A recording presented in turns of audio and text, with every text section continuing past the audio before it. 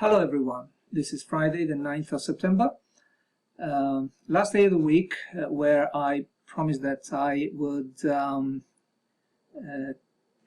show all the videos for every day. I'm not sure I can keep this pace, but I will try my best. It was an unbelievably boring morning and a quite exciting afternoon. Nothing to report really in the morning for the Euro-US dollar. There was a breakout at this particular point, and because the volatility was so low, I actually decided to widen the buffers a bit, because you're more prone to have fishing expeditions, the way I call them. Anyway, it brushed really my order and then it went up. It would have been a loss, but I've been lucky it wasn't triggered here. Now here, that's an important point. You will see it several times today. As you can see, the market didn't really move. There were something like 15 ticks, 15 points range on euro, and all the others were really very low volatility.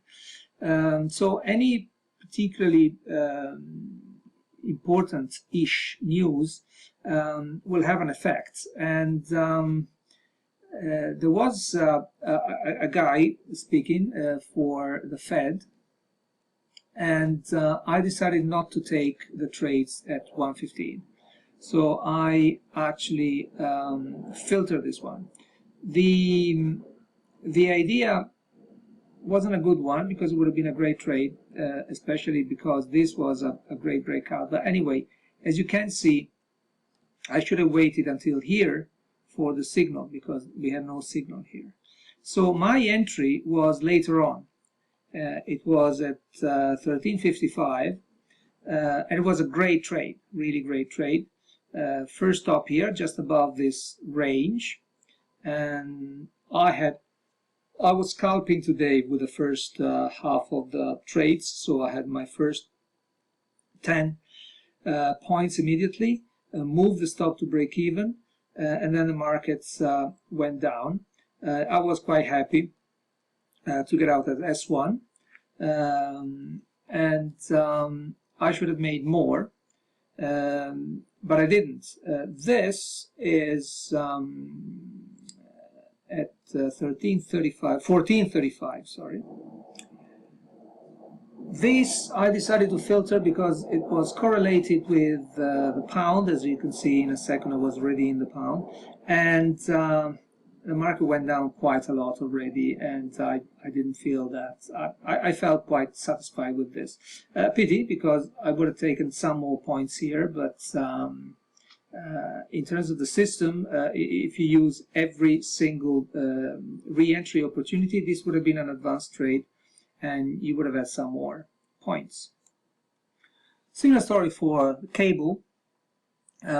Here I didn't enter because I could have entered actually at the break out on the big round number, but it was very close to these lines. You know, these red or purple lines are lines of big resistance and support levels that I trace when I look back sometime, and on 15 minutes or 1 hour chart anyway. So this, I know that this was a particularly important point, so I decided not to trade this.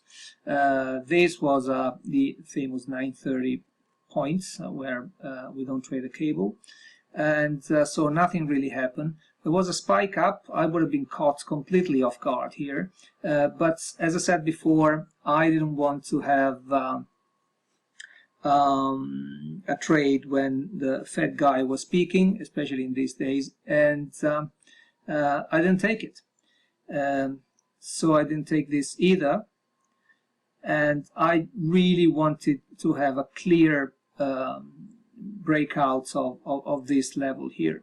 Now, it was very good because you remember I was already in euro, and the euro was leading the way against the dollar, and it was already down, so I had already some points in the euro, and my risk was 0, so I could take this other trade here, even if it's correlated. There were different times of the day, so I entered at 230 here. The stop would have been just above this range here. If you are a little bit more aggressive, you can actually move the stop just above the double moving average. And same thing as the euro, first 10 points and then move out here, and that was another very good trade. Now on this trade I use some advanced trade management techniques, and I don't want to explain them now. The point is that you could have taken 10 points here, and the other half of the trade would have been going out here. So now at these points you're flat, and you have another opportunity to get in. So this would have been another trade. You would have entered about 50, and the market went down to 38, so you could have had another 10 points. Remember, the second, especially the third leg of a move, I usually take a scalp, and then the market went up.